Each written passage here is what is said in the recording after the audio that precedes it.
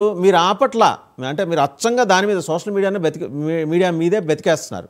This is her allegation. పాపనే చిన్న పాపనే మిస్యూజ్ చేశారు కదా సార్. పసిబిడ్డని తీసుకొని వచ్చి ఒక అధికార ప్రతినిధి దానికి సంబంధించి వాళ్ళ తండ్రి మాట్లాడారండి. అది వేరే కాంటెక్స్ట్. నేను మీకు I will share that video. సరే ఒకసారి సురేష్ మాట్లాడతారు ఇప్పుడు.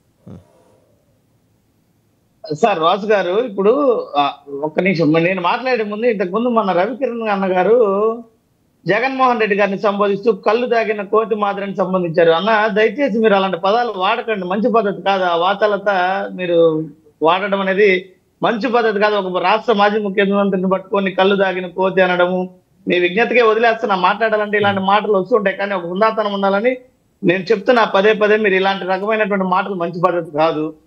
రెండో విషయం, కీర్తన గారు మన పిఠాపురం వర్మ గారి గురించి మాట్లాడుతూ వైఎస్ఆర్సీపీ వాళ్ళు చొచ్చుకొచ్చారు, తొడబడ్డారంటే, సార్ వాసు గారు నాదొక చిన్న అనుమానం. ఇప్పుడు ఒక అఫీషియల్ హ్యాండిల్ చేసేటువంటి what ever it is some social media agencies కానీ ఎవరైనా కావచ్చు, without the concern of the person.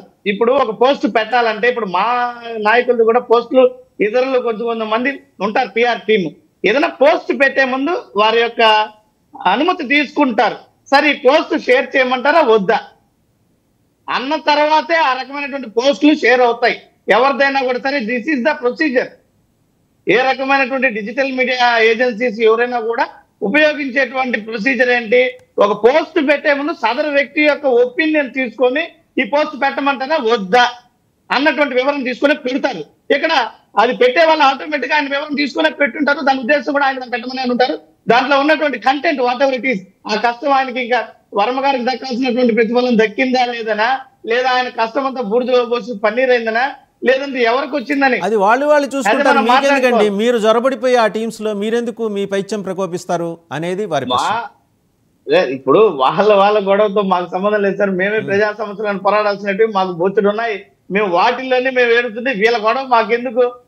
ఇల్లు కొట్టుకొని లాస్ట్కి ప్రజల మీద పడేటువంటి పరిస్థితికి వస్తుంది. ప్రజా సమస్యలు అనేకం ఉన్నాయి. ఈ రోజు కీర్తన గారు అంటున్నారు రోడ్లు వేస్తారా, నేను సోదరు కీర్తన గారిని అడుగుతున్నా, ఒకసారి సరదాగా మీ రాజంపేట వరకు వెళ్ళిరండి, రోడ్డు ఎలా ఉందో. కోడూరు నుంచి మన రాజంపేటకి వెళ్ళేసి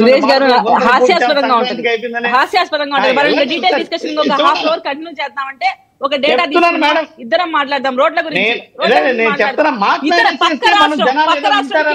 మాట్లాడారు మీ గురించి, మీ రోడ్ల గురించి మాట్లాడారు. నాయుడు గారు మాట్లాడారు. సురేష్ గారు, నాయుడు గారు మాట్లాడారు. మిర్చి రైతుల గురించి మాట్లాడి నేను క్లోజ్ చేస్తాను. నాయుడు గారు మాట్లాడాలి. ఒక్క నిమిషం. మిర్చి రైతుల గురించి అన్న రవికిరణ్ అన్న గారు మాట్లాడితే ఏమన్నారు, జగన్మోహన్ రెడ్డి గారి ప్రభుత్వంలో ఇవి ఉన్నాయి, లోపాలు ఉన్నాయి, మద్దతు ధర లేదు, 2020 గురించి ప్రస్తావిస్తూ మాట్లాడారు. ఇప్పుడు మరి చంద్రబాబు నాయుడు గారు కేంద్ర ప్రభుత్వానికి రాసినటువంటి లేఖలో గత ప్రభుత్వం ఉన్నటువంటి ధరలు అని మెన్షన్ చేసి ఆ రకమైనటువంటి ధరలు ఉన్నాయి, ఇప్పుడు లేవు అన్నారు. అంటే అక్కడ మీరు ధరలను గమనించాల్సినటువంటి విషయం ఏంది? ధరలు ఎక్కువ ఉన్నాయా తక్కువ ఉన్నాయని మీరు చూసుకోవాల్సిన విషయం. నేను స్పష్టంగా ఆ రిపోర్టు ఆ లేఖ చూశాను. ధరలు ఏ రకంగా ఉన్నాయి, ఇప్పుడు ఏ రకంగా ఉన్నాయనేది. అంటే జగన్మోహన్ రెడ్డి గారి ప్రభుత్వంలో ధరలు ఎక్కువ ఉన్నట్టే. మరో విషయం, కేంద్ర ప్రభుత్వ పరిధిలో లేకపోయినప్పటికీ కూడా జగన్మోహన్ రెడ్డి గారు దాదాపు 24 రకాల పంటలను మన ధరల స్థిరీకరణ కింద వాటి ధరలకి నాయుడు గారు మాట్లాడతారండి. నాయుడు గారు మాట్లాడతారు. ఓకే సురేష్ గారు తీసుకున్నారు. నాయుడు గారు తీసుకొచ్చారు. ఈ క్రాప్ విధానాన్ని సురేష్ గారు నాయుడు గారు మాట్లాడతారు. ఒక నిమిషం ఉండండి. ధరల స్థిరీకరణ నిధిని ఏర్పాటు చేశారు. సురేష్ గారు గమనించకపోతే సురేష్ గారు నాయుడు గారు మాట్లాడతారు. ఆగండి. నాయుడు గారు సార్, రైతులు దానం తీసుకొని 16,000 కోట్లు ఎగరగొట్టి వెళ్ళిపోయిన ప్రభుత్వం సార్, మీరు కూడా మాట్లాడుతున్నారు. అది సిల్లీగా ఉంది. సురేష్ గారు, నాయుడు గారు మాట్లాడతారు.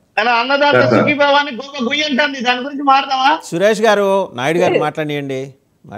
సార్, ఇప్పుడు ధరల స్థిరీకరణ గురించి చెప్తున్నాడు సురేష్.